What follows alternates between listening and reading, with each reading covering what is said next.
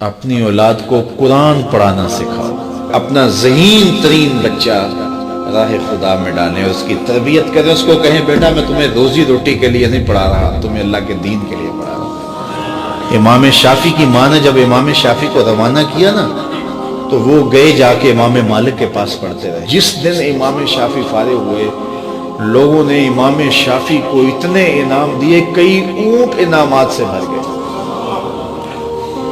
امام شافعی کی والدہ بیوہ تھی اور ایک ہی بیٹا تھا جو کمائی تھی راہ دین میں ڈال دی۔ تو جس دن امام شافعی کئی سالوں کے بعد واپس آئے تو آپ کی خالہ اور آپ کی ماں امام شافعی کو لینے کے لیے مکہ سے باہر، شہر سے باہر آئیں تو ایک قطار اونٹوں کی نظر آئی۔ تو امام شافعی کی ماں نے دیکھا کہ یہ اونٹوں کی قطار کیسی ہے، تو کسی نے کہا کہ تیرا بیٹا آ رہا ہے اور اس کو اتنا مال و انعام دیا گیا ہے کہ وہ مالا مال ہو گئے۔ امام شافعی کہتے ہیں جب میں آیا تو میری ماں ایک ریت کے ٹیلے پہ بیٹھی تھی، میں نے چھلانگ لگائی،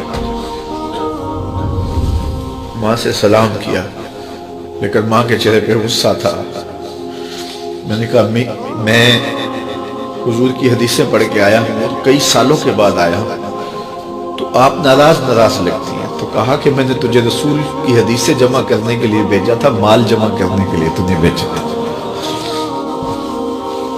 تو حضرت امام شافعی فرماتے ہیں میں نے ماں کو کہا کہ امی کیا کروں؟ تو ماں نے کہا کہ بیٹے جو بھوکے ہیں انہیں غلہ دے دو اور جو ننگے ہیں انہیں لباس دے دو۔ تو امام شافعی نے صرف چند درہم جیب میں رکھے، باقی وہاں کھڑے کھڑے سب راہ خدا میں خیرات کر دیا۔ ایک بیوہ کا یتیم بچہ آج آ رہا ہے اور اتنا مال، ماں کو تو نہال ہو جانا چاہیے کہ میرا بچہ دین بھی پڑھایا اور اتنا مال و دولت بھی لے آیا، لیکن کہا شافعی تجھے میں نے دین پڑھنے کے لیے بھیجا تھا، دنیا کے لیے نہیں بھیجا تھا۔ تو جب مائیں ایسی ہوں تو پھر بیٹے امام شافعی ہی بنتے ہیں۔ تو اپنی اولاد کے سینے کے اندر دنیا کی جو رغبت پیدا ہو جاتی ہے اس کو نکالنے کی کوشش کریں۔ یہ دائیں بائیں پھیلے ہوئے محل، کوٹھیاں، دنیا داریاں، یہ چمک دمک دیکھتی ہیں نا اولادیں، تو میں نے دیکھا مدارس دینیہ میں پڑھنے والے علماء کے بیٹے، پیران عظام کے بیٹے، وہ بھی دنیا کی چمک کے پیچھے دوڑتے ہیں۔ اور میاں تم کیوں دوڑتے ہو؟ تمہارا سب سے بڑا سرمایہ محمد عربی کا دین ہے۔ یہ کیوں دیکھیں دنیا کو؟ کیا ہوتی ہے دنیا کی چمک؟ ہماری تو ساری عزت حضور ہے۔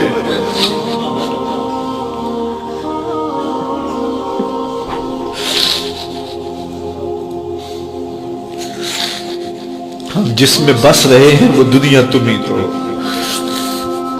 تو ایک عالم دین کو، ایک دیندار شخص کو اپنی اولاد کے سینے سے حب دنیا نکالنی چاہیے۔